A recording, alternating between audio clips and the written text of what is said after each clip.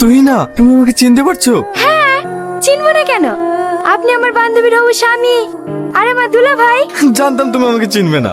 আজ থেকে 2 বছর আগে তুমি বাসে চড়ে রসুলপুরের ওইদিকে গেছিলে না? ওইদিকে যাই তো, রসুলপুরের পাশের গ্রামেই তো আমার খালার বাড়ি। সেই দিন আমি তোমাকে প্রথম দেখেছিলাম। হলুদ চুড়িদার, খোলা চুল, কপালে ছোট্ট একটা কালো টিপ, ঠিক যেন আমার হৃদয় আকাশে স্বপ্ন পরি।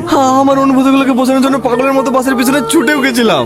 কিন্তু সেদিন ভাঙা সাইকেল নিয়ে আমি আমার চাঁদকে ধরতে পারিনি। ঠিক 1 মাস পরে তোমার সঙ্গে আবার দেখা, কোথায়? আমার দোকানে। সেদিন আমি তোমাকে সব কথা বলার চেষ্টা করেছিলাম, কিন্তু ভাগ্যের কি পরিহাস দেখো, সেদিনও আমি তোমাকে হারিয়ে ফেলেছি। কিন্তু আর তোমাকে হারাতে দেবো না। আমি তোমাকে অনেক ভালোবাসি। আই লাভ ইউ তুই না। এসব আপনি কি বলছেন? আপনার কি মাথা খারাপ হয়ে গেছে? আর 1 সপ্তাহ বাদ দিয়ে সাথীর সঙ্গে আপনার বিয়ে।